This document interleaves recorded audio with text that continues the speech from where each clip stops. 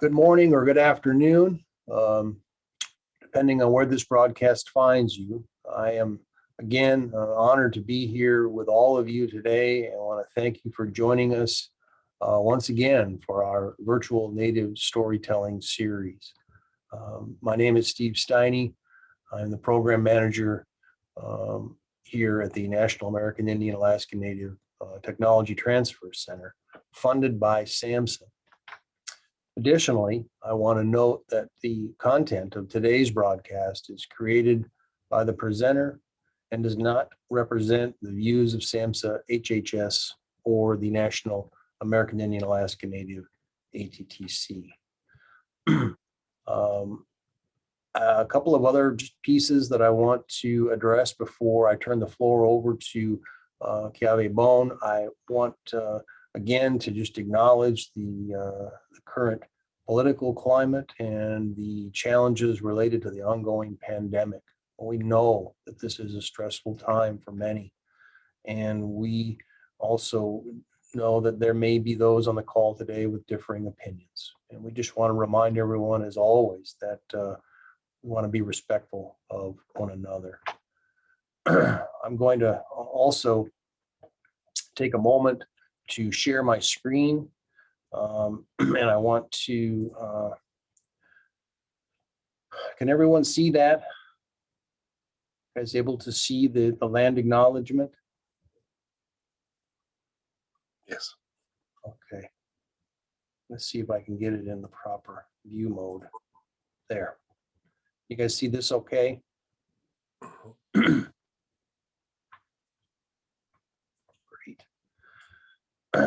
Although we are gathered virtually today, we want to take the time to acknowledge the land and pay respect to the indigenous nations whose homelands were forcibly taken and inhabited. Please take a moment to read this land acknowledgement, which was created by two members of our team, Ella and Keely Driscoll.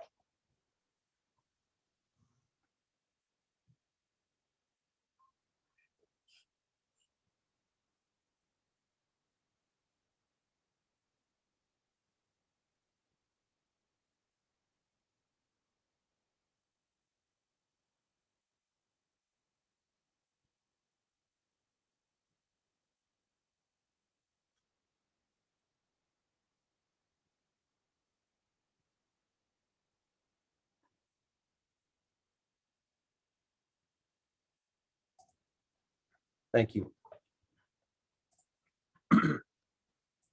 Additionally, I want to just say that I am honored once again to introduce Coyote Bone, our storyteller for today's event. Mr. Bone has been facilitating our sessions for the past 2 months and will host today and next month as well. Today will be his third story with our group in this series. As I've said before, Mr. Bone holds a bachelor's degree in psychology with an interdisciplinary minor in Cherokee studies. He's currently practicing as a qualified mental health professional working with the community of the Eastern Band of Cherokee Indians.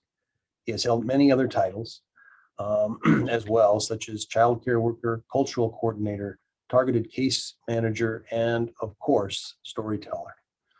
Coyote is a EBCI member with lineage from the Lakota Nation, as well as Hawaiian ancestry. Coyote is the youngest storyteller in his tribe within 6 generations. Mr. Bone's third story today is called How to Follow Directions. Lastly, before we begin, I just want to say that we are continuing to reach out to individuals who have been attending our virtual native storytelling events during the COVID-19 pandemic. I will again be posting a one-time survey link in the chat box. It would mean a great deal to us here at the center if you could fill this out. We'll reach out to you again via email to those that were not able to attend today or complete the survey during today's event.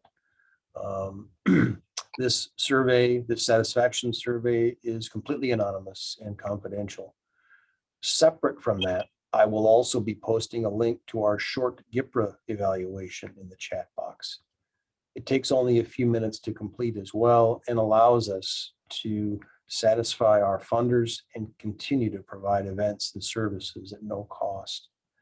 Again, if you're unable to complete either survey today, we'll reach out to you via email within a few days of today's broadcast to provide another link and an opportunity to complete that survey.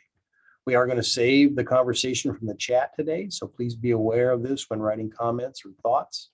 We would, of course, remove any sensitive information from the chat as deemed necessary. And we can send a copy of this, this chat text out to everyone within the follow-up email. If you miss this broadcast, we do record these with the permission of the presenter, and they are held in a secure ATTC YouTube archive that is also available by request, and we'll include that link in our follow-up email. You are muted currently. You can use the unmute feature at the bottom left or top left portion of your Zoom icon screen. If you're having any technical problems, please let myself or Natasha know, and we will seek to remedy those as soon as possible. Please remain muted during Kiawe's story, and we'll save some time at the end to take questions from the audience. Our next storytelling event is scheduled to be held April 13th at 2 p.m. Central, so I hope you can join us then. And with that, I want to relinquish the floor and turn it over to my friend and colleague, Mr. Kyawe Bone. Thank you. Thank you, Steve. As always, he does a wonderful job of telling my accolades and introducing me, and he never skips a beat on it. I really appreciate how he does it, and these other messages that he gives, very, very important, and I'm really glad that the voice is coming from him. Shion Nagad, Ayangea Huinkosheti Golan Dagwado. My name is Keawe Kosheti Bone. Aniki Dua. I'm from the Center Township, or the Center Fire. I'm also Kanaka Maoli, or Hawaiian, and Sichongu Lakota, as you know, Steve has pointed out. Aloha, mahalo noi for who had greeted me in Kanaka Maoli before. I appreciate you acknowledging you. But today, I'll be telling you guys a story of how to follow directions. Now, this is one of the stories that are very near and dear to me, not just because it's how to follow directions, but the other messages that it carries with it. And Steve has provided an opportunity and a platform to be able to talk about these different facets of the story today. And it's one of my favorite pieces because I never get to do it. So I thank you for that too, Steve. Thank you. Okay. A long, long time ago, there was a man, and this man was old, and he was getting well into his years. So his knowledge was great. So were his experiences. This man knew things that other men did not know, unless they had been given the gifts this man had received. This was a great man. So great he had been nominated chief, or a leader of his people. And he knew when the time was coming for his life to end. Now this information was very, very powerful. But he had 3 sons, and he knew that one of them would have to take his place when he left this world. So he thought about this, and he came up with a solution to decide because he loved all of his children. So one day he had set his boys down and he had said, now I have the information that I'm going to be leaving this world soon, but I must choose one of you to take my place. So I'm going to need you to go to the top of this mountain, and I need you to bring back a gift for the people. And whoever brings back the best gift will take my place when I leave this world. And so all three sons were very excited about this endeavor and kind of heavy that they were going to be losing their father, but they understood the way of the world. So early in the morning, the first son heads out of the house and he comes to this mountain on the north side. And as he starts to climb this mountain on the north side, he starts to smell this very beautiful smell. So he climbs a little further. And as the sun is rising, it's heating up the dew on these rare and powerful medicines that are creating this wonderful smell. And so he follows this scent to a vast field of this rare and powerful medicine. And he knows how to use this medicine. So he kneels down and he collects as many flowers, roots, stems, the petals, and the stamen of these flowers, as many as he can carry. And he feels good in his heart. This is a good gift. So he goes back to his father and he says, Father, I've brought this gift. With this medicine, our people will never grow sick. They will grow to be old and healthy. They will be able to live long, long lives with good health. Father, is this a good gift? His father says, yes, son, this is a good gift. You are a good man. Now the second son starts also early in the morning before the sun starts to rise, when it is still dark and kind of cold. He goes up the east side of the mountain, and as he climbs, it's a little more treacherous. So he finds himself just struggling, and the sun is rising.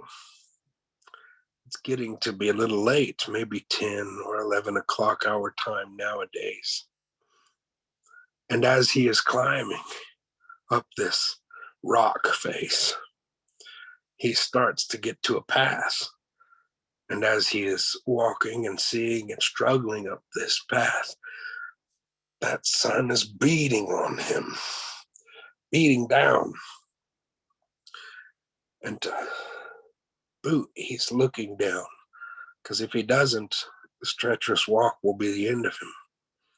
But as he is looking down, he sees that all across the ground, there are these sparkling, shining stones everywhere he looks. Huge deposits of them.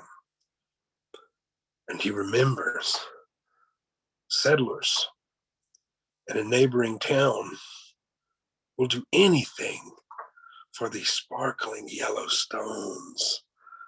They will give us whatever we want for these yellow sparkling stones. And so he kneels down and he gathers as many of these sparkling, shining stones that he can carry, arms bursting with all of these sparkling stones, very, very heavy stones.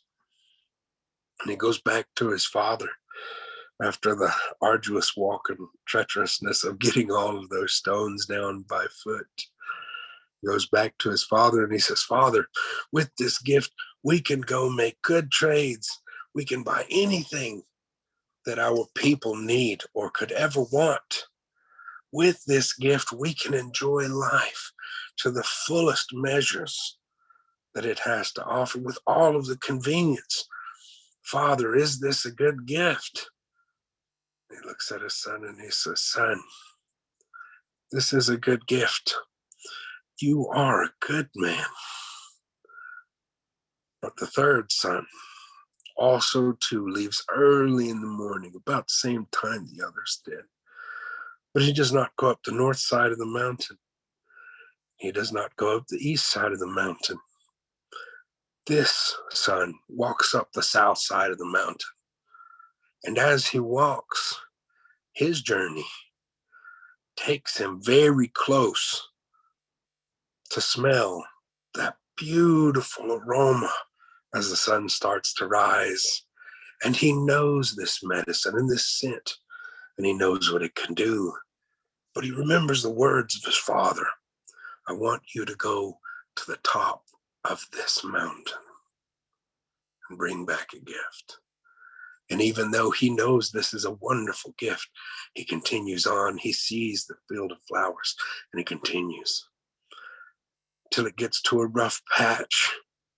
And as he climbs more and more, that sun is beating on his back, and he can see where his brother has taken some of those yellow sparkling stones.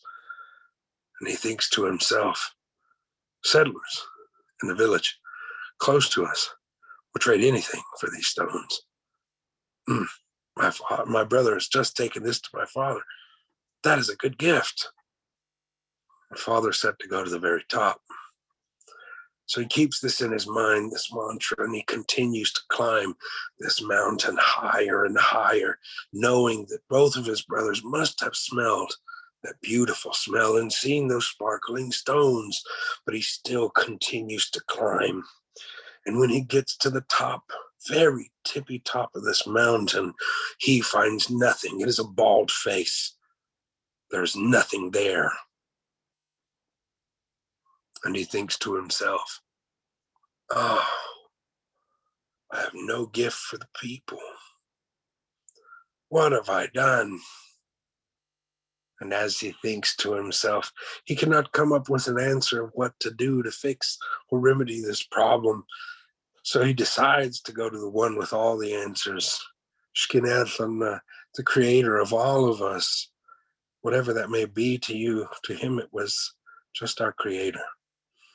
So he sat down on this bald face on the mountain, very top, and he started to pray, ask for guidance, and to deliver him to a place where he could have a good gift. And as he quieted himself in his prayers to think about the things that might come, he started to hear a song way, way off in the distance. And as he listened more intently, he heard that this was a sad song. It was saying, we are dying. We are sick. Stay away. We are dying. We are sick. Stay away. And he had heard this song from people in a village. And as he was listening and his heart goes out to these people, his mind wanders back down to the mountain, to that field of rare and powerful medicine. And so he gets up, he travels down the mountain to that field of rare and powerful medicine, and he gathers up as much as he can carry of those flowers. And as he travels, he grinds the roots into a paste with the stems. He plucks the leaves and the petals off, and he takes the stamen and grinds it in with the paste, makes a paste for every individual in that town. And he makes the leaves and the petals into a tea, and he gives every member of that village some of that tea and some of that paste. And at the end, he only has a little bit for himself. So he takes this, and with this, he kills the sickness that was plaguing those people. But these people had been sick for a long time. They were trying to contain themselves so that that awful sickness did not spread to other people. But He understood that they were in a bad way and winter was coming and they had no stores of food because too many people were too sick to go hunting or farm the fields. And as his heart goes out to these people, his mind wanders once again to the mountain of those yellow sparkling stones. And so he goes back to the mountain and he gathers as many of these stones as he can carry. And he goes to a neighboring village that can trade. And he trades for guns, for bullets, for black powder. He trades for flour, coffee, sugar. He trades for all of these things. And to put them in, he trades for wagons. And he buys whole teams of horses to carry these wagons. And if you have ever worked with horses, it is difficult enough to try to work with one. But this man commanded a whole team of horses. And he brought all of them with all of these wagons, with all of these goods back to this village. And he brought them food, blankets, things to cover. He brought them guns. And he started going out when they were able, hunting with them, creating store for the winter, making sure that their meat would stay good, helping them prepare their home and township as they always had, so that they would get through another winter. But as the first snow fell, his heart and his mind wandered back to his father. For his father did not give him a time of when he was going to leave this world. And he felt ashamed. So he allowed his feet to follow his heart and his mind. And when he got to the house of his father had opened the door, welcomed him in, said, "Are you hungry? Are you sick? Do you need rest?" His father gave him something to eat, something to drink, and allowed him to rest before he had his talk with his son. But when his son woke up, he says, "Son, it has been quite some time since I have seen you, and I've given you this task. What is it that you've been doing with yourself?" And his son hung his head in shame. And he says, "Father, I have no gift for the people. I did as you said. I went to the very top of the mountain. At first, I had seen a field of rare and powerful medicine, and I passed it up. And as I traveled, I seen these yellow sparkling stones, and I passed it up. And when I got to the top, it was completely bald. There was nothing there. So I started to pray. And when I did, I heard this song, this very sad song. And just then, emissaries from that village had followed the footsteps of the man back to his father's house, and they had knocked on the door, bearing gifts. But they did not give those gifts to that young man. They gave them to his father. And when they did, they had allowed them to eat and rest. They gave them to the father, and they said, "You have raised a good man." And so they thanked them for the gifts, and they had allowed them to go on their way because they had completed the story for the son. And the father looked at his son and said, "You, son, did not give medicine or wealth to the people, but what you have given is love and compassion. You will take my place when I leave this world." And this is the story of how to follow directions. So this story gets me in a couple of ways. The first being that I have grown up in a home absent of a father. And this story creates more than just an illusion. It creates a world for me that what type of response someone can have when they are not only believed in, but when they are taught, and these interactions are backed with good feeling, good teachings, and love and compassion. But this is just where it starts to take me on the first level. I would like to hear from you guys and see what you think about this story, or if you had noticed something that I'm not really speaking about that you would like to speak on. And I appreciate you all for listening.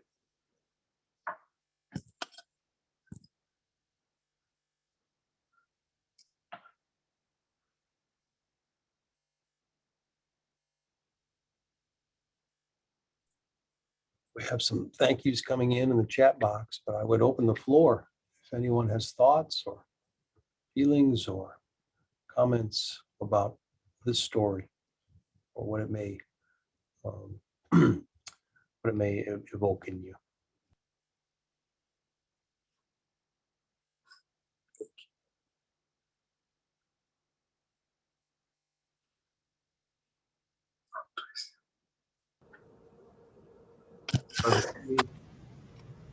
I'll just say, Kelly, thank you. It was an awesome story.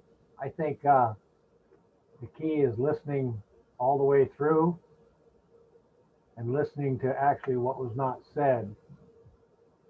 And so the third son followed more directions than the other two.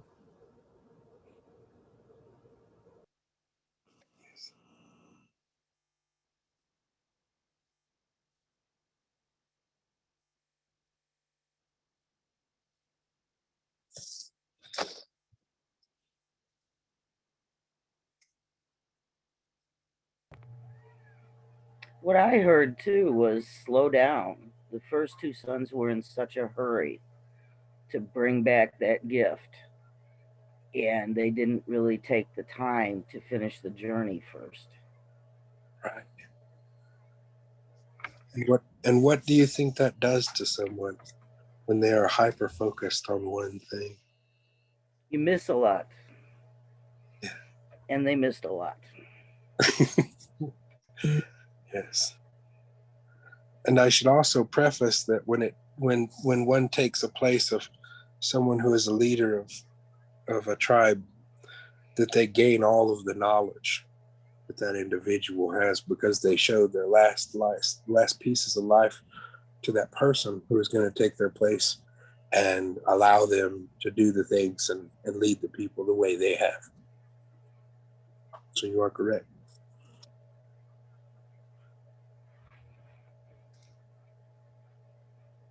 Couple of comments that have come in, Yahweh.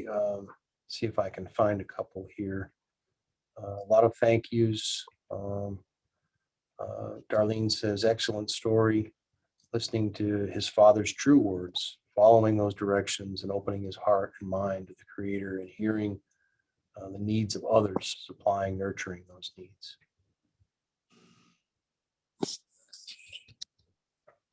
I can help in the chat too. I can look at it. Yeah. Alicia says, the father's love and compassion for his sons came around full circle.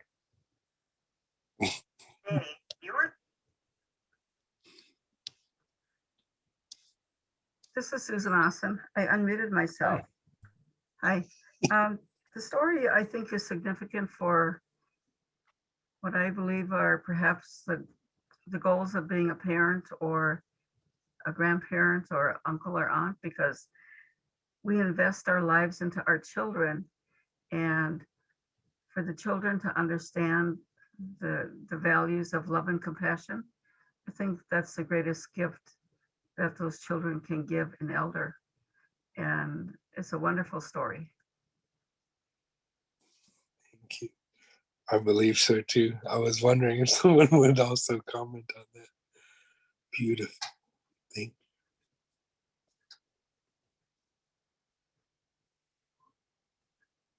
Because then the father was able to go on his journey, knowing that those are the values that were instilled in his children. More importantly, at least one of the sons.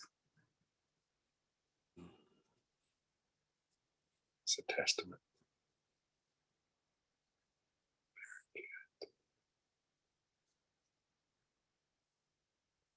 And another comment from Donald, he says, great messages in this story.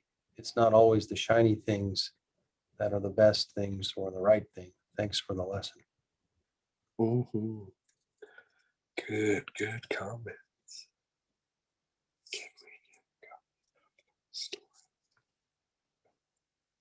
I think that's a Steve question. Sandra Ramos wants to know if she can get a copy of the story his father valued most. Well, we are recording this, so it's available at least through our YouTube archive, Susan or Sandra. But I don't know that that's my decision to make, or if this is a written story or it's only an oral story. From what I know, it's only oral.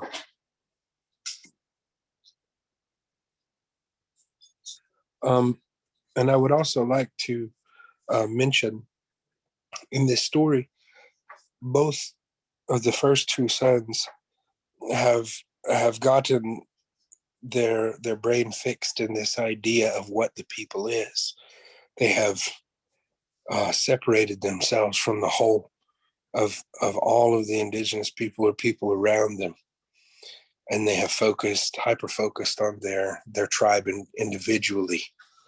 Whereas the third son, he, even though it was important to take his father's place or to do these things, he knew that there was a need, and it wasn't specifically within his tribe. It was within a neighboring village that was having a hard time. So being able to address this immediately and having the kind of cadence of his lifestyle to be a responsible individual because it was put in his path, much like divine intervention. As he was praying, these messages literally came to him in the middle of prayer. He had listened and he had heard this song of these people that needed him, and there was his heart going out, but there was two pieces of him, one that had went out to those people and felt that sorrow, and then one that took action. And being able to be that kind of individual takes a division of self to be able to think and to feel, to be in a place of power, to make a difference.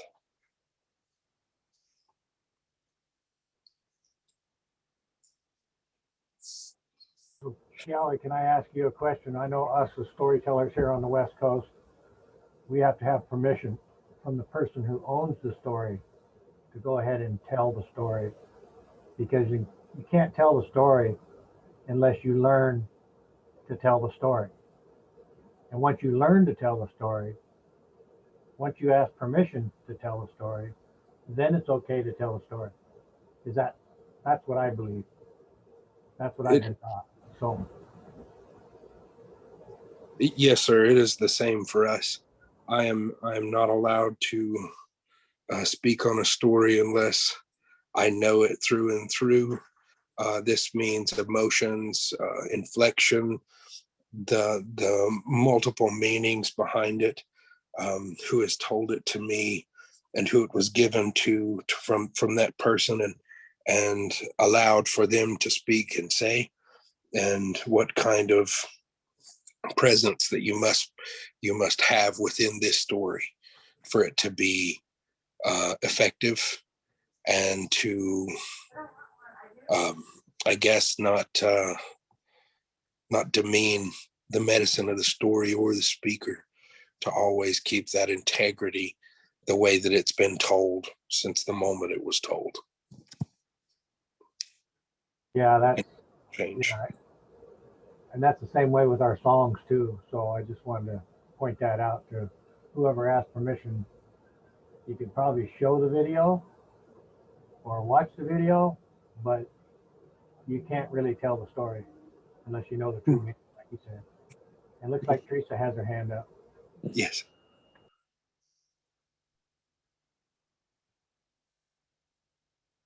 Teresa, unmute yourself, would you? We can't hear you. There we go. Great. Sorry about that. I was on my computer, but it froze, so I'm on my phone now. One of the things that I also thought about in the story was that throughout life, we might be given instructions, we might be given trials, and we never know whether it's creator or the motivation of the person giving us instructions. What is it that they're trying to gain by it, and being able to test us throughout life to bring the best of us out, and even to be selected to do something, whether it's to be a medicine person, a leader on your job. We just never know. And so taking instructions and being serious and applying the best of our integrity into it is very important. So thank you very much for that.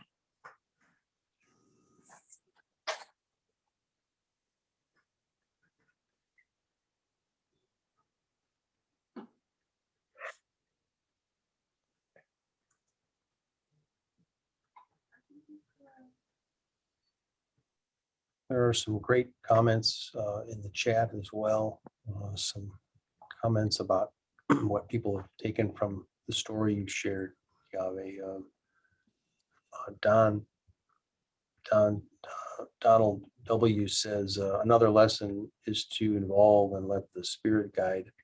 The third son prayed your steps and follow your path, or your path, and your path will be correct. I didn't read that very well. There it is. Father was, oh, okay. And Kristen Lutkemeyer says, thank you for the story and the discussion.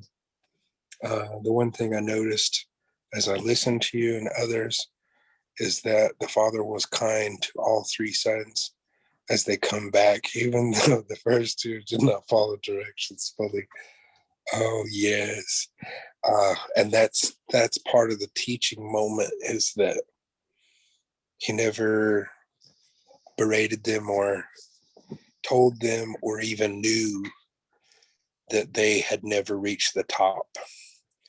He just knew that they brought something back, and whatever they brought was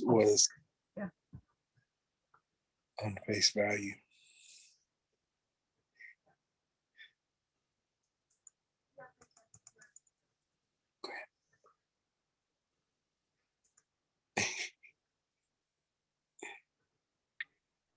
Susan, you're unmuted. Did you want to say something? Susan?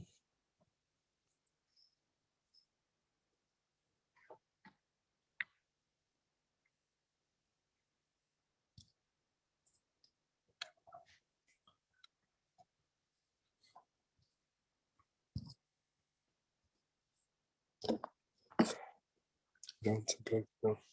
We've got a little time left. If anyone has questions or comments, or would like to maybe build upon a comment they made in the chat, it'd be great.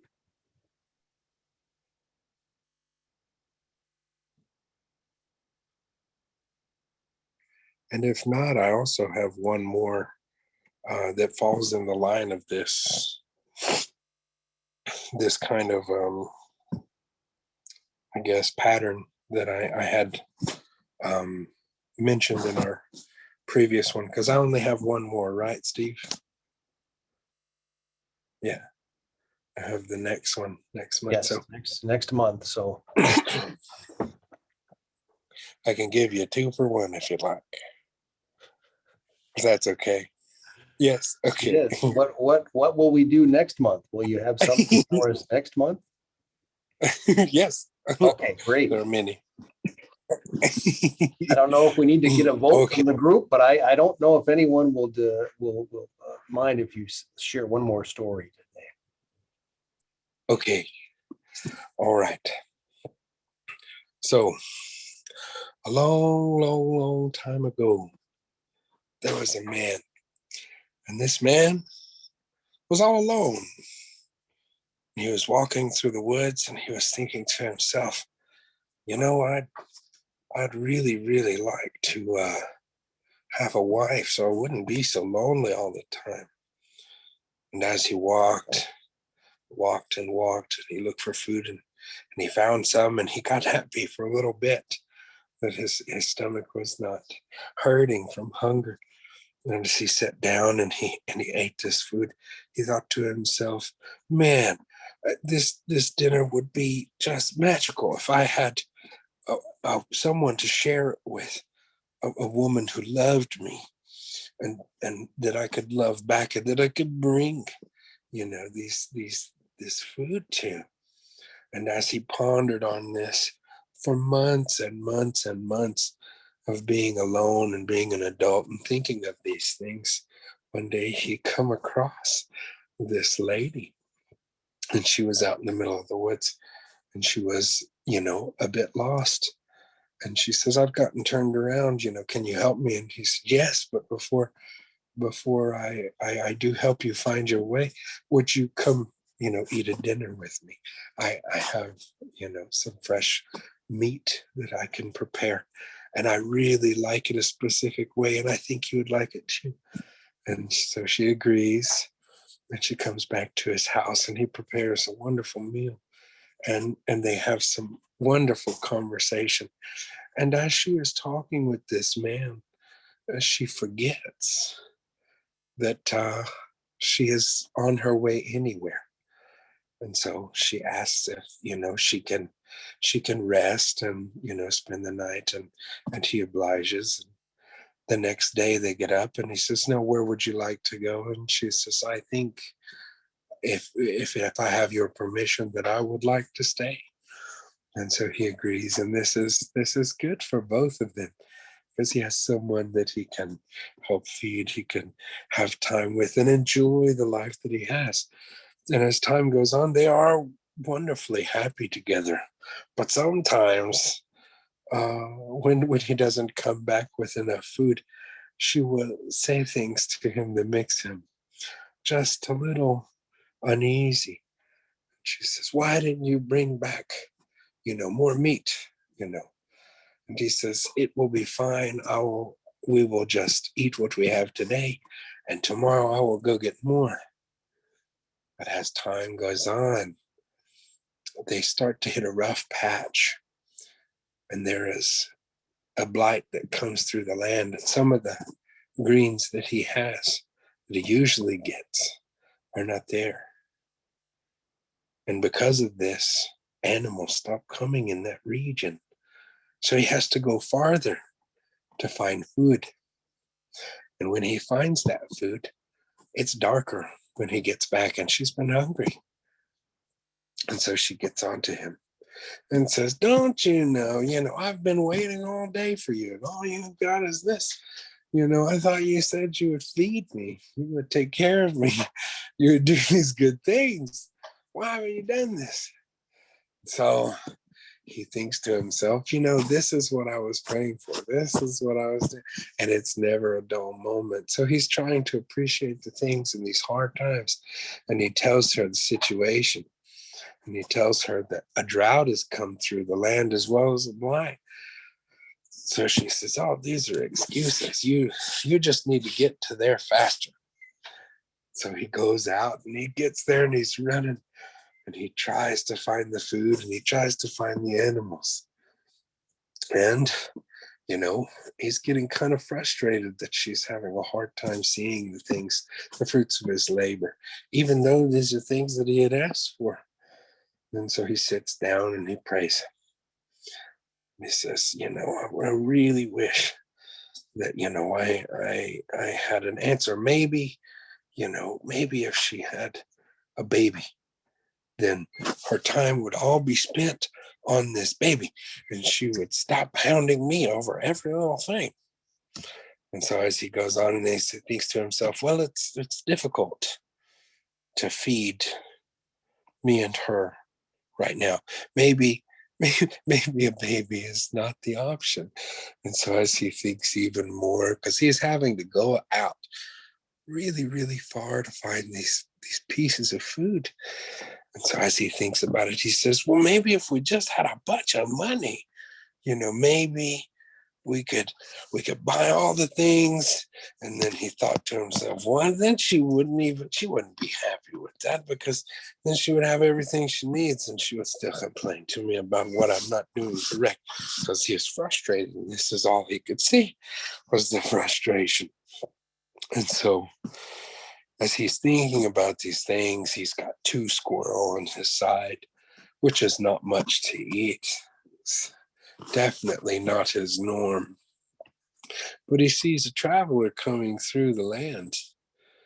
And against his better judgment at the time, he goes and approaches this, you know, traveler. And he says, you know, you look very old and hard up on your way. What is it that I can do to help you? Is there anything that I can do to help? And this stranger says, I'm very tired. I haven't had anything in days to eat or to drink. I feel really weak. And so the man, he, you know, gets the arm over this traveler. He takes this traveler back home, and his wife has been waiting for him. And immediately she says, what are you doing? What are you doing? Why are you bringing this person here? Did you get dinner? And he says, you know, I got dinner, but we need to feed this man. He's tired. He's sick. You know, he really needs our help. And so, you know, to not be rude, they go outside and she chews him out. How dare you? You just brought 2 squirrels home. You know, this is barely enough to feed me, let alone me and you. And then you bring this 3rd person in here. What are we even going to do? How much food are we even going to be able to give them? And so he says, I think that it will be fine. I will find more, and I will go out early tomorrow and I will find a way, because he knows he loves this woman. He has asked for this woman. He has dreamt of this woman. He has pondered over a way to find a woman that would accept him and love him. And she does, even though, you know, sometimes she has a hard time seeing what he's doing. And he says, wife, if you will please go inside and cook this meal. I promise when we share, we'll split it up equally. And I'm sure that this traveler will be more than happy with whatever we give him, even if it's small. And so she says, fine. Against her better judgment, she goes back inside and she prepares the 2 squirrel. And it is a wonderful meal. It's a stew. And she gives the traveler a bowl, herself a bowl, and her husband a bowl.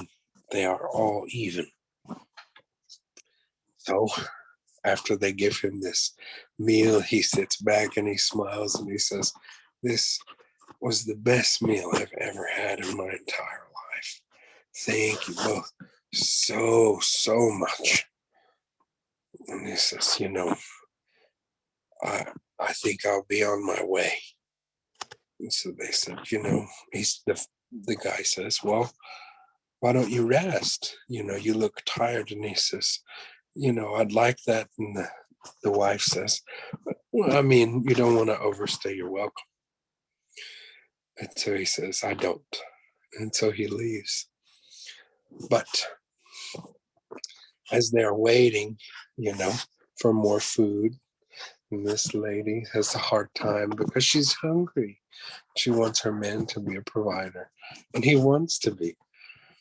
But as they're waiting for this better life to come, one day, 3 gifts show up.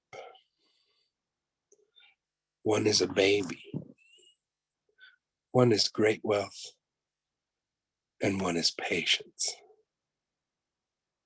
They come and they knock on the door of this couple.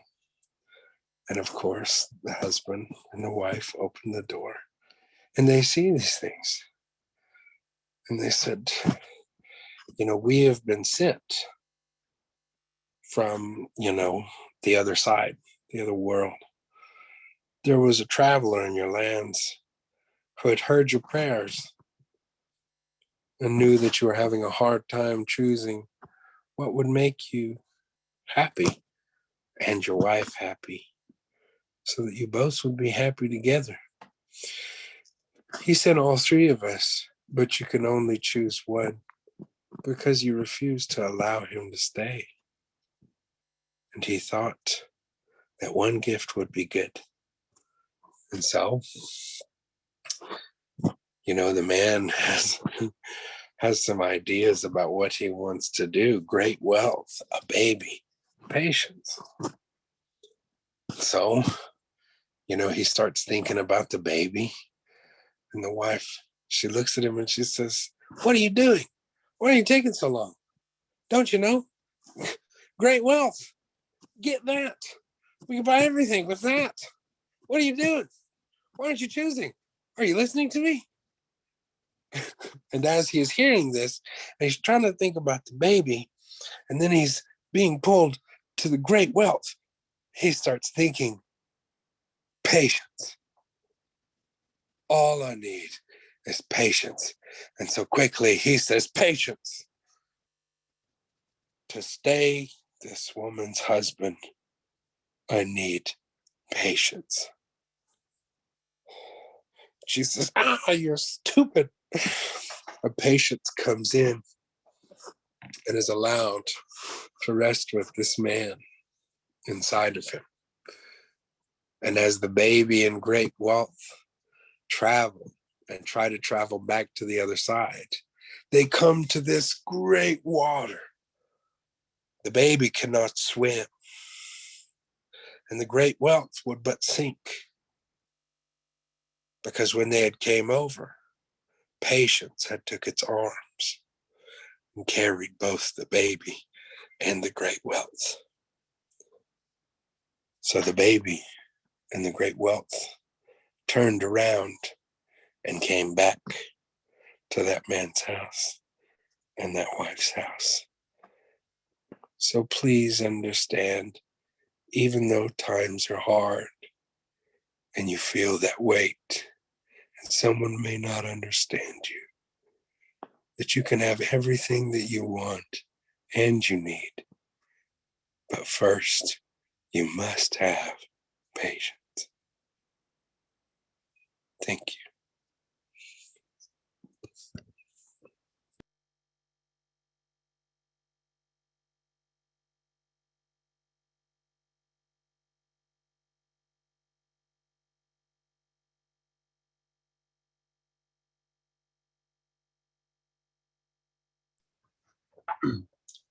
Well, that was an unexpected extra. Thank you, Kiawe, for that. What a great story. Got a couple of minutes before we conclude today's broadcast, and just wanted to open the floor one more time before we start to wrap things up. Comments or thoughts about that story or today's broadcast?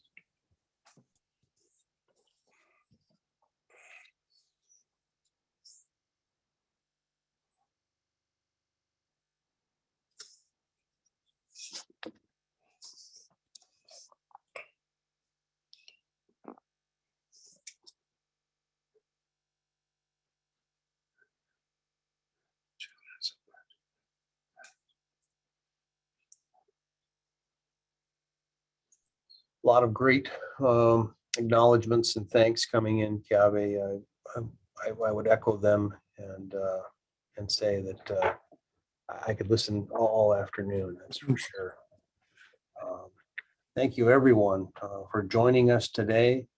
And if you do have a moment to fill out either survey, that would be fantastic. We want to continue to do these kind of broadcasts, and your feedback is vital to that. So I think we'll conclude today's broadcast. We'll broadcast again next month. I think I said April 12th. Let me check and make sure. April 13th, excuse me. The 13th of April, same time, 2 p.m. Central, 3 p.m. Eastern. So we look forward to seeing you again. And until then, I would say to you all, stay safe, stay connected, and stay healthy. And Kiawe, I will leave any last words to you, or if you would like to end this in a good way, we'll sign off. Thank you all for sharing and listening. I appreciate all of you for thanking me. But the reason why these stories are here is because our ancestors come first, and they gave them to us all. Thank you, guys. I appreciate you. I appreciate you, Steve, for allowing me to do this.